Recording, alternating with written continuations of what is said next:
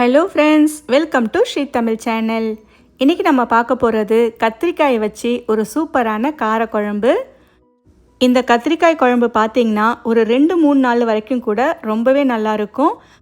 சுட சுட சாதத்தோடு சாப்பிட்றதுக்கு தேன் மாதிரி இருக்கும். இட்லி தோசைக்கு கூட ரொம்பவே நல்லாயிருக்கும். முதல்ல ஒரு பேனில் 1 ஸ்பூன் அளவுக்கு எண்ணெய் சேர்த்துக்காங்க. இப்போ இதில் ஒரு 1/4 ஸ்பூன் அளவுக்கு வெந்தயம் சேர்த்துக்கலாம். இந்த வெந்தயம் லேசாக செவந்து வர வரைக்கும் வதக்கி விட்டுக்காங்க. ரொம்ப கருகிடக்கூடாது, லேசாக செவந்தால் மட்டும் போதும். அடுத்து இதில் 1 ஸ்பூன் அளவுக்கு கடலைப்பருப்பு சேர்த்துக்காங்க. இப்போ இந்த பருப்பையும் லேசாக வறுத்து விட்டுக்கங்க. கடலைப்பருப்பும் லேசாக வறுபட்டு செவந்து வரணும். கடலைப்பருப்பு லேசாக செவக்க ஆரம்பித்ததும் அடுத்து 1/2 ஸ்பூன் அளவுக்கு கொத்தமல்லி சேர்த்துக்கங்க. இப்போ இதையுமே அடுப்பை மீடியம் லோ ஃப்ளேமில் வச்சு வறுத்து விட்டுக்காங்க. இந்த மல்லியும் லேசாக வறுபட்டு வாசனை வரணும். அது வரைக்கும் நாம் இதை வறுத்து விட்டுக்கலாம். வரமல்லி வறுபட்டு லேசாக வாசனை வர ஆரம்பித்ததும் அடுத்து இதில் 1 ஸ்பூன் அளவுக்கு கசகசா சேர்த்துக்கங்க. கசகசா சேர்த்து எண்ணெயில் லேசாக 1 நிமிஷத்துக்கு மட்டும் வதக்கி விட்டுக்கங்க. கசகசா எண்ணெயிலேயே லேசாக பொரிய ஆரம்பிக்கும். அடுத்து இதில் ஒரு 3 டேபிள் ஸ்பூன் அளவுக்கு தேங்காய் துருவல் சேர்த்து ஸ்டவ்வை ஆஃப் பண்ணிவிடுங்க. பேனோட சூட்டிலேயே 1 நிமிஷத்துக்கு மட்டும் நல்லா கலந்து விட்டுக்கங்க. நல்லா கலந்து விட்டு இது கொஞ்ச நேரம் நல்லா ஆறட்டும்.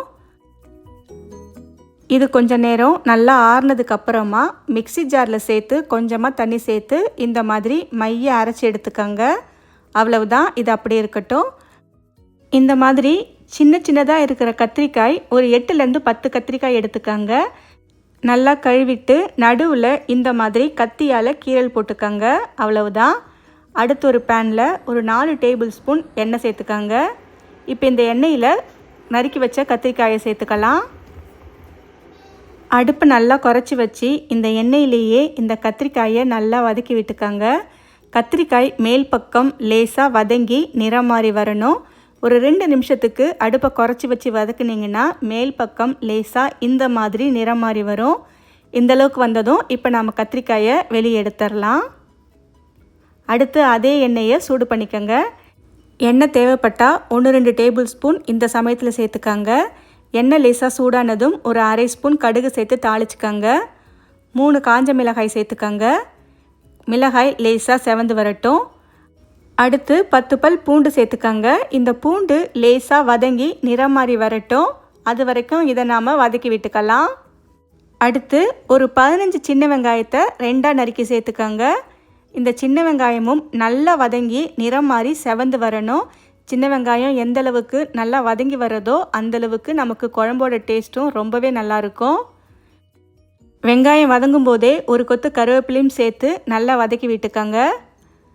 கொஞ்ச நேரத்துலேயே பார்த்தீங்கன்னா வெங்காயம் இந்தளவுக்கு நல்லா செவந்து வந்திருக்கு. இந்தளவுக்கு செவக்க ஆரம்பித்ததும் அடுத்து 2 மீடியம் சைஸ் தக்காளியை மிக்ஸி ஜாரில் சேர்த்து ரொம்ப மைய அரைக்காமல் ஒன்றும் பாதியமாக அரைச்சி இப்போ இதில் சேர்த்துக்கலாம். இது எல்லாத்தையும் சேர்த்து நல்லா கலந்து விட்டுக்கங்க. இப்போ இந்த தக்காளி நல்லா வதங்கி லேசாக எண்ணெய் பிரிஞ்சு வரணும். தக்காளி வதங்கும் போதே கொஞ்சமாக மஞ்சள் தூளும் சேர்த்து நல்லா கலந்து விட்டுக்கங்க. அடுப்பை மீடியம் ஃப்ளேமில் வச்சு தக்காளி நல்லா வதங்கி லேசாக எண்ணெய் பிரிஞ்சு வர வரைக்கும் இதை நாம் வதக்கி விட்டுக்கலாம். தக்காளி வதங்கி இந்தளவுக்கு எண்ணெய் பிரிஞ்சு வர ஆரம்பித்ததும் அடுத்து இதில் 1 டேபிள் ஸ்பூன் அளவுக்கு கொத்தமல்லி தூள் சேர்த்துக்கங்க. 1 டேபிள் ஸ்பூன் அளவுக்கு தனி மிளகாய் தூள், கூடவே ஒரு 1/4 ஸ்பூன் அளவுக்கு Kashmiri chilli powder. Kashmiri chilli powder option தான், இருந்தால் சேர்த்துக்கங்க, இல்லைன்னா ஸ்கிப் பண்ணிக்கலாம். இப்போ இது எல்லாத்தையும் சேர்த்து அடுப்பை குறைச்சி வச்சு 1 நிமிஷத்துக்கு நல்லா கலந்து விட்டுக்கங்க. எல்லாமே சேர்ந்து நல்லா கலந்து வந்ததும் அடுத்து இதில் நாம் அரைச்சி வச்ச தேங்காய் பேஸ்ட்டை சேர்த்துக்கலாம். இதையும் சேர்த்து ஒரு முறை நல்லா கலந்து விட்டுக்கங்க, எல்லாமே சேர்ந்து வர மாதிரி. அடுத்து இதில் ஒரு சின்ன எலுமிச்சை அளவுள்ள புளியை தண்ணியில் கரைச்சி வடிகட்டி இதில் சேர்த்துக்கங்க.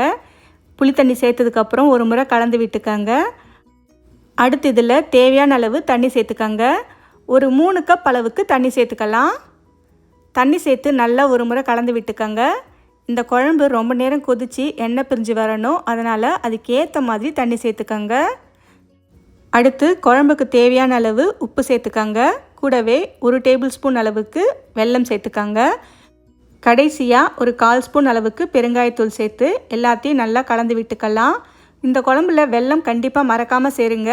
காரம் புளிப்போடு சேர்ந்து வெல்லமும் சேரும்போது குழம்போட டேஸ்ட்டு ரொம்பவே நல்லாயிருக்கும். வெல்லம் இல்லைன்னா கண்டிப்பாக ஒரு 1/2 ஸ்பூனாவது சர்க்கரை சேர்த்துக்கங்க. இப்போ இது எல்லாத்தையும் சேர்த்து நல்லா கலந்து விட்டு அடுப்பை மீடியம் ஃப்ளேமில் வச்சு இது லேசாக கொதிக்க விடுங்க. குழம்பு லேசாக கொதிக்க ஆரம்பித்ததும் அடுத்து நாம் வதக்கி வச்ச கத்திரிக்காயை சேர்த்துக்கலாம். கத்திரிக்காயை சேர்த்ததுக்கப்புறம் அடுப்பை மீடியம் லோ ஃப்ளேமில் வச்சு கொதிக்க விடுங்க. இப்போ இதை மூடி போட்டு நல்லா எண்ணெய் பிரிஞ்சு வர வரைக்கும் நாம் இதை வேக வச்சு எடுத்துக்கலாம். ஒரு 10-15 நிமிஷத்துக்கு அப்புறம் பார்த்தீங்கன்னா இந்தளவுக்கு எண்ணெய் பிரிஞ்சு நல்லா கத்திரிக்காயும் வெந்து வந்திருக்கும். இப்போ நாம் ஸ்டவ்வை ஆஃப் பண்ணிடலாம். இது நேரம் ஆகும்போது இன்னுமே குழம்பு கெட்டியாகும். இந்த குழம்பு பார்த்திங்கன்னா ஒரு 2 நாள் வரைக்கும் ரொம்பவே நல்லாயிருக்கும். சுட சுட சாதத்தோட இந்த குழம்பு சாப்பிடும்போது டேஸ்ட்டு அவ்வளவு சூப்பராக இருக்கும். சாதத்துக்கு மட்டும் இல்லை, இட்லி தோசைக்கும் ரொம்பவே அருமையாக இருக்கும். ஓகே ஃப்ரெண்ட்ஸ், இந்த ரெசிப்பியை உங்கள் வீட்டில் ஒரு முறை ட்ரை பண்ணி பார்த்துட்டு எப்படி இருக்குன்னு சொல்லுங்கள். இந்த ரெசிபி உங்களுக்கு பிடிச்சிருந்தால் லைக் பண்ணுங்கள், ஷேர் பண்ணுங்கள். ஸ்ரீ தமிழ் சேனலுக்கு சப்ஸ்கிரைப் பண்ணுங்கள். தேங்க்ஸ் ஃபார் வாட்சிங்.